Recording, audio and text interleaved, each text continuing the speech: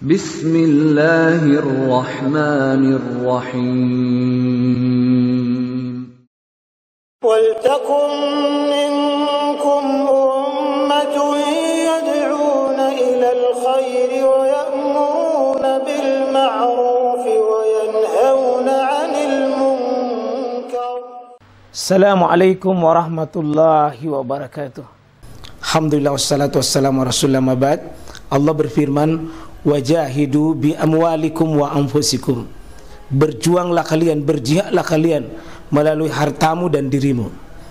Hampir semua ayat-ayat berjuangan dan pengorbanan itu dimulai dengan bi amwalikum, harta kalian, harta kalian. Saya mengajak secara praktis dan kami sudah buktikan. Rp1.000 itu bisa luar biasa dahsyat. Bisa beli mobil, bisa buat kuburan, ya, bisa membangun masjid. Uang 1.000. Mari kita satukan uang 1.000 kita. Nanti kami jemput di rekening ini, insya Allah bisa kita buat. Di rekening ini, insya Allah kita buat sebuah kekuatan umat dengan Rp1.000. Rp1.000 dahsyat. Kitab Subulus Salam, sebagaimana tadi ayat yang dibaca, jadi subul itu jamak dari kata sabil, artinya jalan, jalan. Assalam itu keselamatan. Jadi jalan-jalan keselamatan, jalan-jalan ke hidayah, jalan-jalan kemuliaan, jalan-jalan keberkahan. Ya, ini kitab termasuk kitab klasik yang orang Palestina mengarangnya, sekampung dengan Imam Syafi'i rahimahullah taala. Imam Syafi'i juga orang di sana, sekampung dengan ini penulisnya kitab ini, Subulus Salam. Ya, Syekh Imam As-Sanani rahimahullah taala di dalam satu bab kitabnya ada 6 bab beliau tulis dalam satu bab kitab itu, hadisu kitab nikah, bab hadis-hadis tentang menyangkut masalah nikah.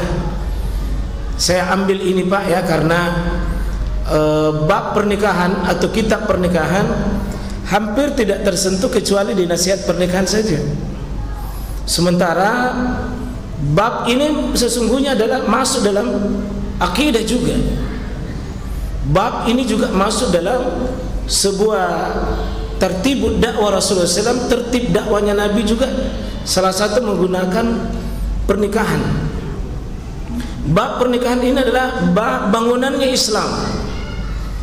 Bangunannya Islam. Dan alhamdulillah saya ingin mengangkat hadis-hadis tentang pernikahan ini, ya, yang mengajari kita bagaimana membina pribadi kita lewat rumah tangga. Itu kita bisa berdakwah. Karena ketahuilah pilarnya umat Islam itu dari masyarakat. Dan masyarakat ini akan dibentuk dari rumah tangga, dan rumah tangga ini akan dibangun dari sebuah pribadi muslim. Ya. Oleh karena itu sekalian, kita akan menatap pernikahan yang syar'i dan dampak-dampaknya sesudah pernikahan itu. Betapa banyak nasihat-nasihat yang sangat besar di bab pernikahan itu yang umat hari ini terbengkalai. Salat alhamdulillah sudah bagus, umrah sudah berulang-ulang, haji, puasa Ramadan luar biasa nih Pak. Tapi ketika kita melangsungkan pernikahan, masih banyak di antara kita yang masih menggunakan tradisi, budaya dan nafsunya semata. Kita tidak mengembalikan sebagai bagian dari syariat Islam. Nah itu mudah-mudahan bab ini mencoba mengembalikan aspek kita. Kalau kita begitu peka dengan perkara seperti akidah, masalah ibadah, masalah akhlak, ini sebagian masukkan di bab muamalah dalam bab pernikahan. Ya, tapi kajiannya tersentuh juga dengan masalah-masalah akidah insyaallah. Iya. Ini juga memotivasi nanti menjadi bab-bab kebiasaan orang nanti menunda pernikahan. Ya, ada yang tidak mau menikah. Ada juga yang terlalu semangat menikah, belum waktunya buka cabang, dia sudah buka cabang. Ya. Ini penting, jadi jangan cuma melihat sunnah lalu tidak memperhatikan sunnah lain. Ya. Ada hal-hal yang saya lihat sekalian di pernikahan kita anggap tabu, padahal syariat. Sementara ada yang kita begitu semangat melakukan, kalau kita lihat hubungannya dengan syariat tidak.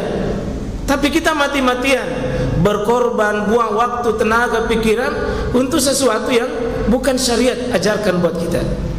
Sementara yang syariat kita anggap itu sepele, bahkan tabu di tengah umat. Akhirnya tidak diamalkan. Ya, antaranya misalnya hadis begini, Pak. Nah.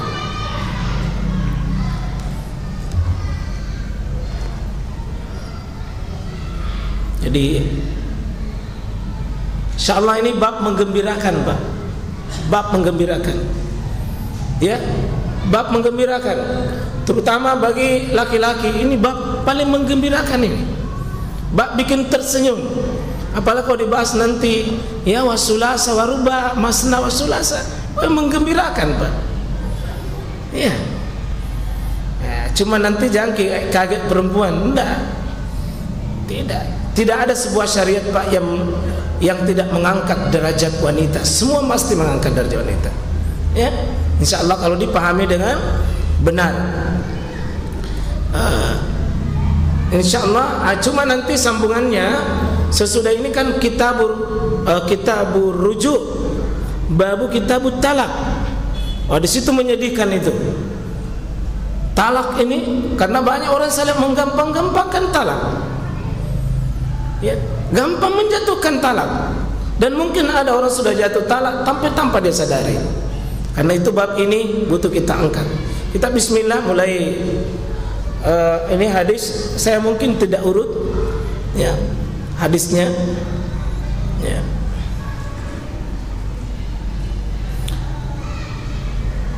Ini hadis yang pertama kita angkat, wa an Suhail ibni Sa'di as-Sa'idi. Jadi hadisnya Suhail ya. Radhiyallahu anhuma, diridhai keduanya karena Suhail dengan ya Sa'di ya. Sa'di dua-duanya masuk menerima Islam, diterima di sisi Allah SWT sebagai. Beliau bercerita, kata Sahal yang cerita sahabat Nabi, ja'at imratu ila Rasulullah SAW faqalat, telah datang perempuan kepada Nabi SAW di suatu waktu, di suatu kesempatan datang perempuan. Jadi perempuan datang sama Nabi SAW. Faqalat, di perempuan yang datangi Nabi, ya Rasulullah, wahai Rasul Allah, jitu, saya datang ini, saya datang ya Rasulullah, ahabu laka nafsi, saya hibahkan diriku, saya serahkan diriku. Jadi dia bilang di sini ahabu, ya, habu itu artinya kuberikan diriku kepada engkau. Dan itu kekhususan Nabi SAW, Pak. Dia menerima hibah dari wanita mukminah ya. Tapi kalau kita umatnya Rasulullah, Pak, tidak boleh ya. Kalau ini perempuan yang datang menghibahkan diri, sehingga kalau ada pemberian cuma-cuma itu namanya hibah. Pemberian cuma-cuma itu namanya hibah. Pemberian orang tua kepada anaknya hartanya sebelum meninggal itu namanya hibah, bukan warisan. Warisan itu meninggal dulu baru bilang warisan. Berikan rumah, berikan mobil, berikan uang, itu hibah namanya. Meskipun dari orang tua, kalau masih hidup hibah. Kalau sudah meninggal namanya warisan. Jadi wanita ini menyerahkan diri sama Nabi SAW. Menyerahkan. Nah, memang khilaf di kalangan para ulama siapa yang dimaksud imrah di sini, perempuan itu. Siapa perempuan datang? Ya. Ada sebagian mengatakan Ummu Syuraik. Ini seorang wanita yang pejuang, gesit berdakwah, sekaligus sabar luar biasa, dalam wanita yang patut dicontoh dalam hal berdakwah. Nanti mungkin kita angkat kisah ini di satu saat supaya menjadi keteladanan tersendiri semangatnya ya. Maka ini juga wanita yang juga disebutkan oleh Allah SWT menyerahkan pada Nabi SAW. sampai Aisyah itu mendengar itu atas kecemburuannya Aisyah karena ada wanita yang datang menyerahkan kepada Nabi. Aisyah juga cemburu. Ya, apakah Anda tidak malu kalau ada wanita yang menyerahkan dirinya kepada Nabi SAW, kepada seseorang? Maka Syuraik itu mengatakan, iya, sayalah orangnya. Kalau kebaikan dan kebenaran itu adalah tidak mengapa. Ini adalah seorang wanita datang menghibahkan dirinya kepada Nabi sallallahu alaihi wasallam.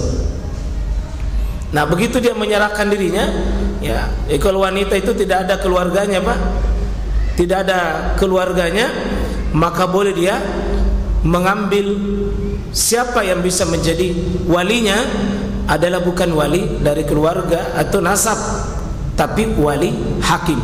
Nabi sebagai hakim, sebagai pemegang kekuasaan tertinggi, maka dia bisa. Kalau kita tidak, ya, tidak bisa kita menjadi wali hakim kecuali jabatan kita seperti kepala kantor urusan agama itu bisa. Di undang-undang kompilasi hukum Islam, ya, di kepala kantor urusan agama itu bisa, seseorang itu bisa dihibahkan dalam itu perwalian, menyerahkan perwaliannya pada dirinya dengan syarat-syarat tertentu. Apa yang Nabi lakukan setelah perempuan itu datang menawarkan dirinya? Setelahnya tak ditawarkan sama Nabi, apa kau mau menikahi saya atau tidak? Fanazara ilaiha Rasulullah SAW. Nabi memandangnya wanita itu, ditatap itu perempuan itu, ya. Jadi ditatap. Bagaimana cara tatapannya Nabi itu? Fasa'adan nazara fiha. Dia angkat pandangan itu ke atas, mulai dari ujung kepalanya, ini menatap perempuan itu, dinazar. Jadi sebelum menikahi seseorang itu, Pak, memang sunnahnya adalah ditatap, ada namanya nazar, dipandang dulu.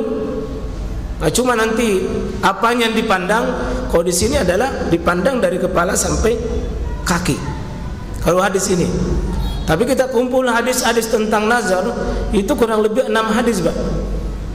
Dan terjadi beberapa pandangan ulama, dimulai cuma telapak tangannya saja, ya, dengan kakinya. Ada juga apapun yang membuat Anda tertarik untuk bisa menyukainya dan menyenanginya, silakan lihat saja.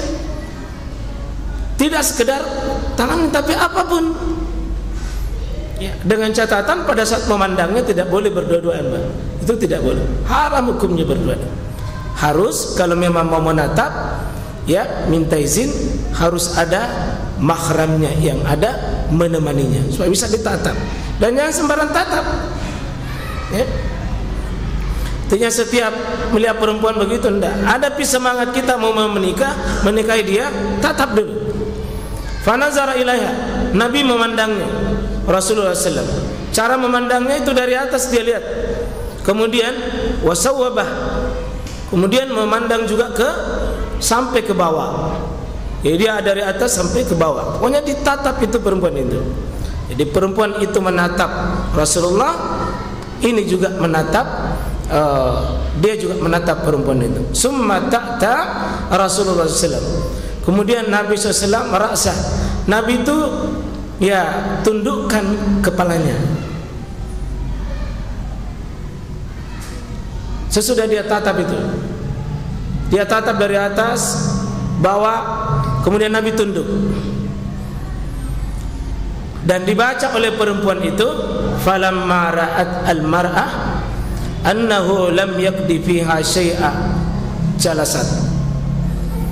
Jadi perempuan itu sesudah ditatap oleh Rasulullah SAW, dia melihat bahwa perempuan, ya, lam yaqdi fiha syai'a. Nabi sepertinya lambat memberi jawaban suara, tetapi terbaca perempuan itu bahwa Nabi tidak ada respon, tidak ada respon. Jadi iklannya ditolak. Ya, sepertinya lamarannya perempuan itu ditolak oleh Nabi SAW, tapi Nabi itu halus sekali, Pak, halus sekali, halus sekali. Dan Nabi itu tidak langsung spontan mengatakan, tidak mau sama kamu. Tidak. Tidak juga mengatakan saya tidak. Ini satu contoh, Pak. Kalau ada yang datang menazar begini, Pak, minta tolong jangan silangsungan. Jangki langsung.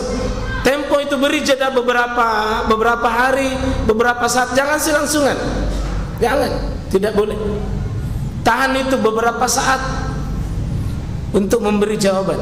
Jangan langsung ambil air. Tidak kusuka, jelek kau bilang. Jangan. Begini jangan langsung spontan menyebut kejelekannya, jangan. Tidak boleh, menyakiti itu perempuan.